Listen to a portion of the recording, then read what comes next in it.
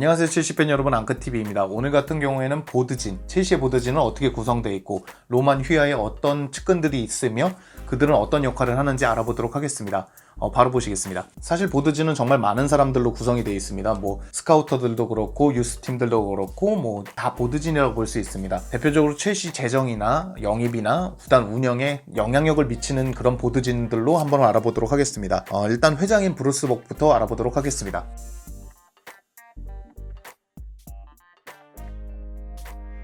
첼시 브루스 벅 회장 같은 경우에는 첼시 보드진의 대표라고 볼 수 있습니다. 회장이기도 하고 첼시의 전반적인 구단 운영에 모두 관여하고 있습니다. 회장 업무를 보고 있으면서 전반적인 파트너십이나 비즈니스적인 관련된 업무를 보고 있습니다. 다만 이적 시장 업무에서는 한 발 떨어져 있는 모습인데요. 그걸 어디서 알 수 있냐면 브루스 벅 회장 인터뷰에서 로만이 흥미가 좀 떨어진 거 아니야? 조금 흥미가 떨어진 것 같은데 어떻게 생각해요? 이렇게 물어봤을 때 브루스 벅 회장이 그렇지 않다. 로만이 지금도 마리나랑 연락을 하고 있고 그건 몇 년째 바뀌지 않는 상황이야. 한번 지켜보면 흥미로울 거야. 이렇게 얘기를 했거든요.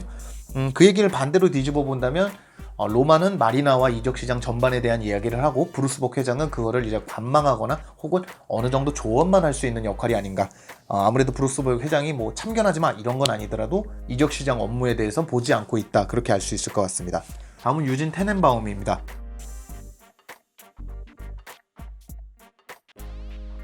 이사로 앉아 있고요. 로만의 대표적인 측근 인사입니다. 되게 오래됐더라고요. 재정적인 걸 담당하는 걸로 보여지고요. 실제로 이분이 첼시 일을 하기 전에는 회계사 일을 했었습니다. 2001년 로만 소후의 시브네프트의 재정관리로 들어오기 시작하면서 로만하고는 약간 굉장히 오래 일을 했습니다. 2001년이면 벌써 19년? 그 정도 20년에 가까운 시간을 일했기 때문에 영향력은 상당히 높은 걸로 보여집니다. 실제로 스콜라리를 경질할 때도 브루스 벅 회장, 로만 구단주, 본인이 들어가가지고 3명이 결정했다는 얘기도 있고요. 무리뉴 경질할 때 6인 중에 1명이기도 했고 실제로 통보하는 것까지 유진 이사가 맡았던 걸로 봐서는 첼시의 재정적인 걸 빼고 나서도 굉장히 많은 영향력을 과시하고 있는 그런 보드진이라고 볼 수 있습니다. 다음은 최의입니다.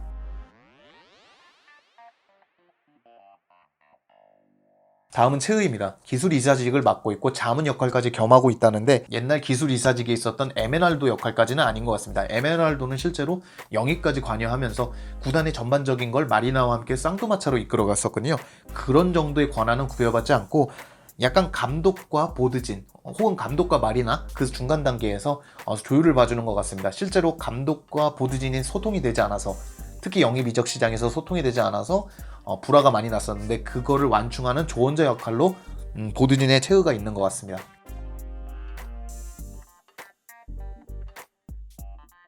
사실 많이 궁금해하시는 건 마리나 그라노브스카이아 같습니다. 실질적인 첼시의 책임자, 철의 여인이라고 불리고 있는 마리나는 유진하고 똑같습니다. 97년도에 시보네프트의 비서로 임명되면서 로만하고는 한 23년간의 이제 인연이 있습니다. 굉장히 오래된 측근이기도 하죠. 실제로 로만의 오른팔이라고 불리기도 하고 로만의 결정을 돕는 핵심 참모라고 볼 수 있습니다. 그녀가 두각을 드러나기 시작했던 건 토레스의 딜. 토레스를 이제 극적으로 막판에 데리고 오면서 로만이 원했던 공격수 영입을 성사시키면서 두각을 드러내기 시작했고요. 가장 두각을 드러냈던 건 조세 무리뉴의 복귀. 로만과 사이가 좋지 않았던 조세 무리를 복귀시키면서 두각을 드러냈고요. 그때 2013년도에 이사가 되면서 본격적인 보드진의 핵심이 되기 시작합니다. 그 외에도 사리 감독의 선임, 램파드 감독의 선임, 아자르의 판매, 재계약, 선수들의 재계약, 30살의 정책 수많은 거를 만들어내면서 사실상 현재 보드진의 아이덴티티, 로만의 뇌라고 볼 수 있는 그런 보드진입니다. 사실상의 거의 실질적인 구단의 운영을 맡고 있다고 봐도 될 것 같아요. 실제로 2018년 정도에 발락이 풋볼 디렉터로 올 수도 있다라는 얘기가 있었거든요. 근데 그녀가 맡고 있는 역할 자체가 풋볼 디렉터 역할까지 포함하고 있거든요. 그래서인지 아직까지 풋볼 디렉터는 영입되지 않고 있습니다. 전반적으로 가장 좋은 평가를 받고 있는 건 판매, 오스카를 잘 팔았고 하미레스 이런 식으로 사업선이 굉장히 좋다라는 거, 그리고 선수를 들여오고 나가는 데에서 정책을 어느 정도 기반을 마련하면서 첼시의 재정적인 안정을 가져오고 있다는 것도 있지만 너무 보수적이고 어쩔 때는 이 기조가 없는 영입, 쓸 때는 너무 말도 안 되게 쓰고 모라타, 케파 너무 급급하게 쓰기도 하고 망하는 영입도 굉장히 많아서 감독과의 별개로 본인이 성사시키기 쉬운 영입들이나 혹은 급한 대로 영입하는 그런 모습이 보입니다. 그래서 팬들의 환호와 아우성을 같이 받는 그런 보드진이라고 볼 수 있습니다.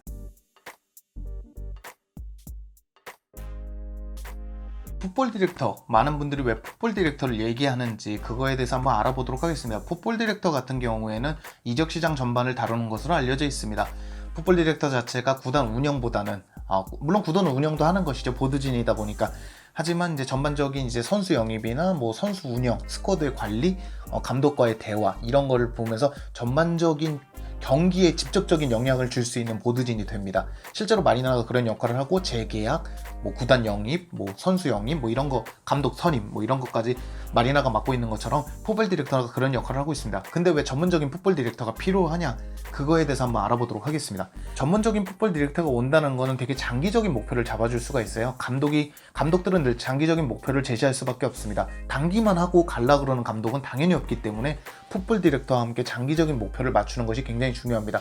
실제로 자신과 잘 맞았던 풋볼 디렉터를 새로운 구단이 갈 때 영입을 바라는 경우도 꽤 있습니다. 실제로 마이클 에드워드 같은 경우에는 초반에는 좀 영입을 잘 못한다는 얘기도 들었고 너무 젊은 인사가 빨리 올라온 거 아니냐는데 굉장히 좋은 영입들을 보여줬죠. 그게 클럽과의 유대관계, 굉장히 많은 얘기를 하면서 일도 잘한 것도 있지만 얘기를 잘하면서 리버풀을 체질 개선하는 데 성공해냈습니다.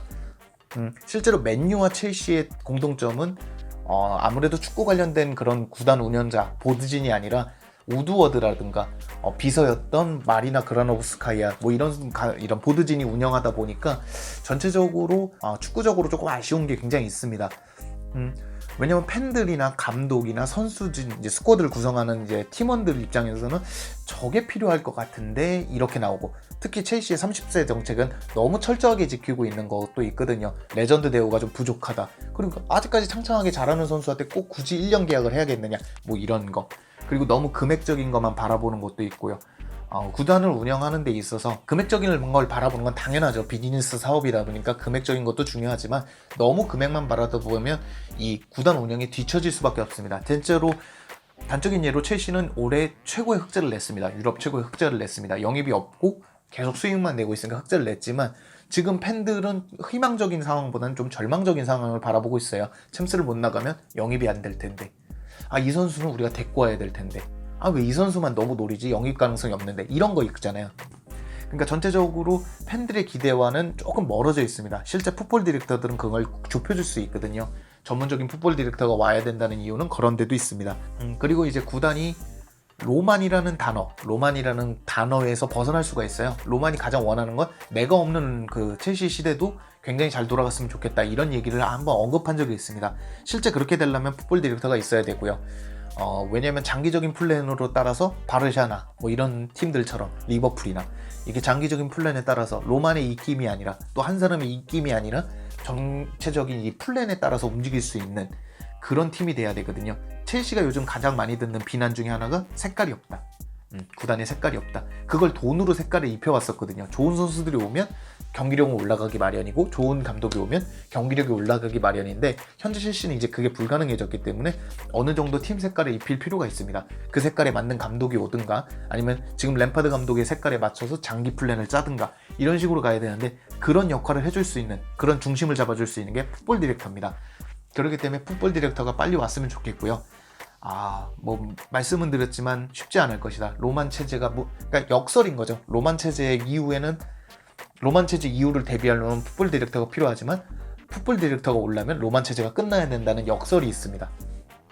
로만은 측근 위주로 움직이려는 게 있기 때문에 외부 인사, 그러니까 우리가 원하는 조금 유능하고 재능 있고 구단 눈치 보지 않고 감독 편 많이 들어주고 영입 시장을 활발하게 해줄 풋볼 디렉터가 오려면 로만 시대가 끝나야 된다라는 생각을 합니다. 로만 시대가 끝나길 바라는 게 아니라 그냥 봐도 로만 시대가 끝나야만 그렇게 될 것 같고 한동안 마리나 체제로 그냥 갈 것 같습니다. 게다가 로만이 이제 로만이 비자 문제도 거기에 연관이 되면서 아무래도 관심도가 예전 같지 않은 건 사실입니다. 옛날 2013년도인가에 유진 테네바움이 이제 추진해가지고 뭐 첼시 근처에 뉴타운을 짓는다, 뭐 첼시 증축을 한다, 이런 식으로 로마는 굉장히 많은 계획을 갖고 있었지만 최근 들어서 그 계획들이 거의 이제 숲으로 돌아가고 있거든요. 그렇기 때문에 로만의 관심도는 많이 떨어진 걸로 보여집니다. 구단 투자에 이제 비례하지 않더라도 로만이 이제 직접적으로 구단에 관여하는 것도 줄었고 그건 다행이긴 하지만요, 로만이 이렇게 적극적인 모습도 예전 같지 않습니다. 그래서 전체적으로 로만 다음 시대, 넥스트 로만 시대를 대비하려 그러면 로만의 시대가 끝나고 나서나 대비가 가능할 거라고 생각이 됩니다. 왜냐면 여전히 지금 로만의 측근들로 운영이 되고 있고 제가 듣기로는 또 램파드 경질설까지 나오고 있다고 하니까요. 물론 뭐 엄청 그렇게 열을 올리고 있지는 않지만 실제로 그게 또 사실이라면 이런 악순환은 계속 반복될 거라는 안타까움도 있습니다. 그래서 오늘은 전체적으로 보드진에 궁금해하실까봐 한번 전체적으로 알아봤고요. 주로 이제 보드진은 마리나가 운영하고 있다, 그렇게 보시면 될 것 같습니다. 오늘 영상은 여기까지고요. 즐거우셨다면 구독, 또 유익하셨다면 구독과 좋아요, 알림 설정까지 꼭 좀 부탁드리겠습니다. 감사합니다. 풋볼 디렉터